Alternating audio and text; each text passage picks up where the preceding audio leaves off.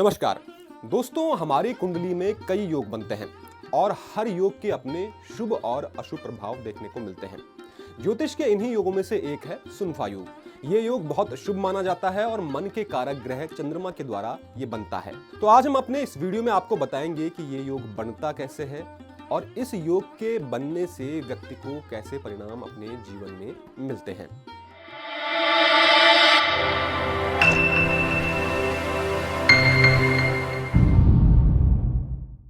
तो दोस्तों, कुंडली में सुनफा योग तब बनता है जब चंद्रमा से आगे वाले भाव या घर में कोई ग्रह स्थित हो। हालांकि सूर्य के चंद्रमा से अगले घर में होने से यह योग नहीं बनता। सूर्य के साथ किसी न किसी अन्य ग्रह का भी वहां होना आवश्यक माना जाता है। उदाहरण के लिए समझिए कि अगर किसी कुंडली में चंद्रमा पहले भाव में है और दूसरे भाव में सूर्य अकेला विराजमान है तो सुनफा योग नहीं बनेगा। लेकिन सूर्य के साथ दूसरे भाव में कोई अन्य ग्रह भी है तो सुनफा योग माना जाएगा। हालांकि सुनफा योग कुंडली में तभी शुभ माना जाएगा जब चंद्रमा की स्थिति भी कुंडली में मजबूत हो। कुंडली में चंद्रमा कब मजबूत माना जाता है, आइए अब इस बारे में जानते हैं। तो जब कुंडली में चंद्रमा शुभ भाव का स्वामी हो तो उसे शुभ माना जाता है। इसके अलावा जब चंद्रमा पर किसी क्रूर ग्रह जैसे शनि, मंगल, राहु, केतु की दृष्टि न हो तब भी वो शुभ होता है। जब कुंडली में चंद्रमा किसी क्रूर ग्रह के साथ युति न बना रहा हो और किसी मित्र राशि में बैठा हो तब वो शुभ माना जाता है। अगर चंद्रमा की स्थिति उपरोक्त बिंदुओं पर खरी उतरती है तो प्रबल सुनफा योग बनता है। हालांकि चंद्रमा से अगले भाव में जो ग्रह है वो कुंडली में किस स्थिति में है यह देखना भी बहुत आवश्यक होता है। चंद्रमा से अगले घर में विराजमान ग्रह अगर कुंडली में शुभ है तो यह योग व्यक्ति को महा सौभाग्यवान बना सकता है। चंद्रमा से अगले घर में विराजमान ग्रह अगर कुंडली में शुभ नहीं है तो सुनफा योग का फल क्षीण हो जाता है, यानी कि वैसे फल नहीं मिलते जैसे सुनफा योग से मिलते हैं।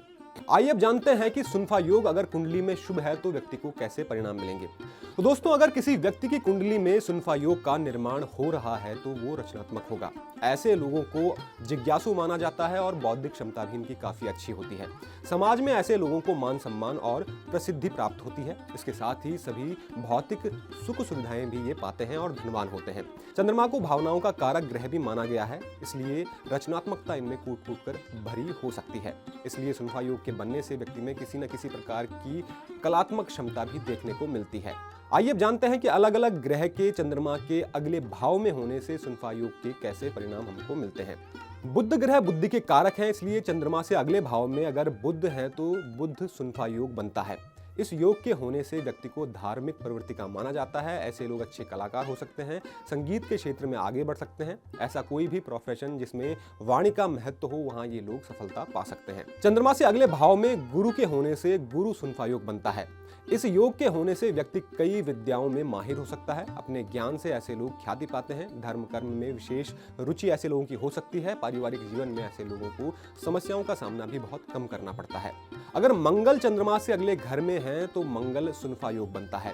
इस योग के बनने से जातक साहसी होता है। ऐसे लोगों का आत्मबल बहुत अधिक माना जाता है। हालांकि नियमों के ये बहुत पक्के होते हैं जिसकी वजह से दूसरों को इनसे दिक्कतें हो सकती हैं।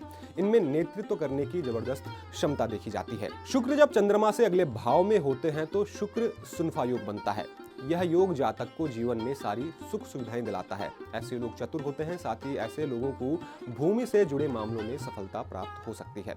शनि को न्याय का देवता माना जाता है। ऐसे में चंद्रमा से अगले घर में शनि के होने से जातक न्यायप्रिय होता है और साथ ही भाग्य का भी इनको साथ मिलता है। ऐसे लोग कड़ी मेहनत करके जीवन में अपना अलग मुकाम बना सकते हैं।